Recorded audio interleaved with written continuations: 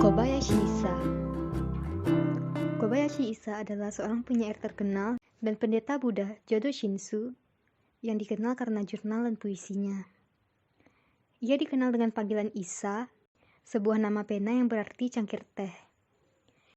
Issa lahir pada 15 Juni 1763 dan wafat pada 5 Januari 1828. Issa lahir dan terdaftar sebagai Kobayashi Nobuyuki dengan nama kecil Kobayashi Yotaro, putra pertama dari keluarga petani Kashiwabara, sekarang bagian dari Shinano-machi, prefektur Nagano. Issa kehilangan ibunya yang meninggal pada saat ia berumur 3 tahun. Kematiannya adalah hal pertama dari banyak kesulitan yang ia temui. Issa menerbitkan koleksi pertamanya, Tabi Shui, pada tahun 1795 setelah mengembara selama 2 tahun. Issa menulis lebih dari 20.000 haiku yang telah memenangkan pembaca hingga hari ini. Meskipun karya-karyanya yang populer, ia menderita ketidakstabilan moneter yang besar. Meskipun banyak cobaan, puisinya mencerminkan kesederhanaan seperti anak-anak, membuat liberal menggunakan dialek lokal dan frase percakapan, dan termasuk banyak haiku pada tanaman dan makhluk yang lebih rendah. Karya haiku milik Kobayashi. Yang pertama, Kairuto Naryohya Shiori. Yang kedua, Spring Rain, a child give a dance, listen to the old cat. Yang ketiga, Sweating of Light on Buddha Holy Head. Yang keempat, First Novel, 1, 2, 3, 4, 5, 6 people. Yang kelima, The Octopus Splitting Dream in the Trap the Summer Moon. Yang keenam, Kata Suburi Sorosoro no Buri Fujinoyama. Yang ketujuh, Tomokakumo Anatama Kasino to Shinokure.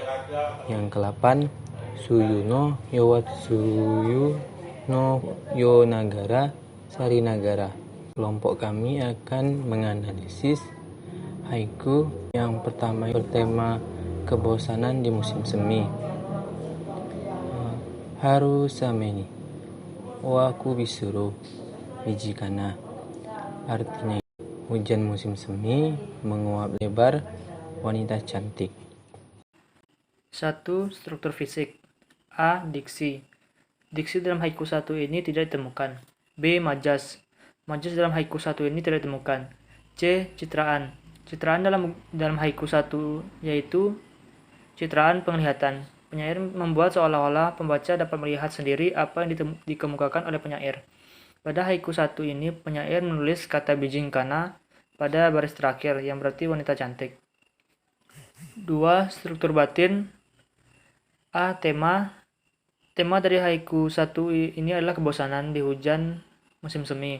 Hal ini dapat ditunjukkan dari kata o aku bisuru yang terdapat di baris kedua. Kata o aku bisuru ini memiliki arti menguap lebar. Menurut beberapa ahli mengungkapkan bahwa menguap bukan berarti mengantuk. Menguap dapat terjadi karena kelelahan, kebosanan, atau karena seseorang mengidap sesuatu penyakit tertentu. B. Rasa. Rasa yang ditunjukkan dalam haiku 1 adalah perasaan bosan yang hadir saat hujan musim semi. Hal ini ditunjukkan dari kata o aku bisuru pada baris kedua yang berarti menguap lebar.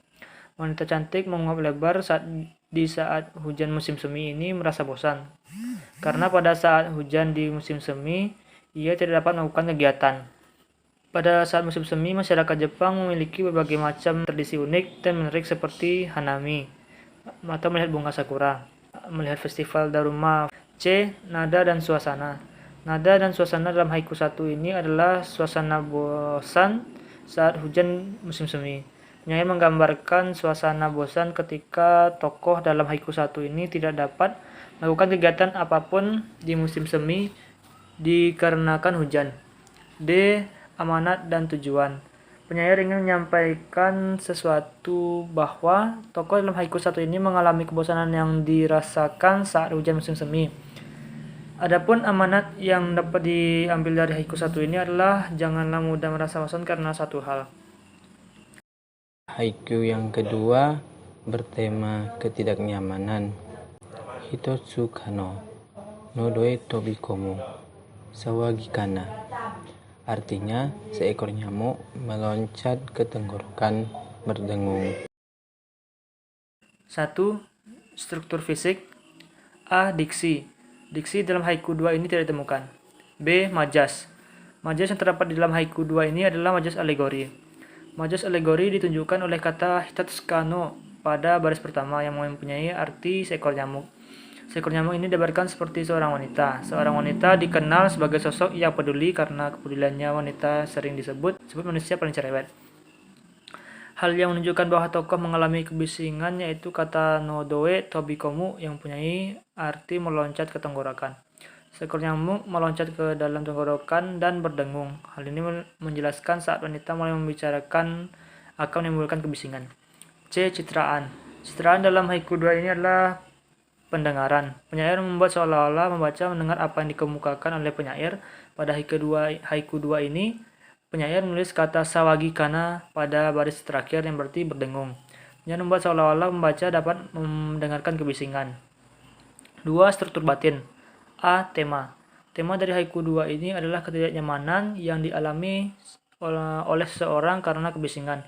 Hal ini dapat ditunjukkan oleh kata sawagikana pada baris terakhir yang mempunyai arti berdengung. B. Rasa. Rasa yang terdapat dalam haiku 2 ini adalah perasaan tidak nyaman yang ditimbulkan oleh kebisingan atau dengungan. Hal ini ditunjukkan oleh kata sawagikana pada baris ketiga yang mempunyai arti berdengung. Di Jepang terdapat idiom mengenai nyamuk. Apabila nyamuk bertemu dengan nyamuk lain, akan menimbulkan suara bising.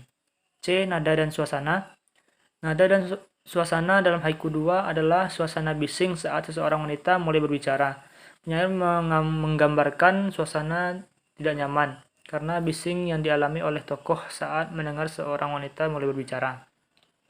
D. Amanat atau tujuan. Penyair ingin menyampaikan sesuatu bahwa tokoh dalam haiku 2 ini mengalami kebisingan saat mendengarkan seorang wanita mulai berbicara. Adapun amanat yang dapat diambil dari haiku 2 ini adalah janganlah menganggap wanita sebagai seorang pembawa kebisingan. Wanita mempunyai rasa kepedulian yang lebih banyak daripada seorang pria. Hargailah kepedulian seorang wanita. Wanita akan berhenti peduli bukan karena sudah tidak peduli, tetapi wanita mengerti saat kepeduliannya tidak dihargai.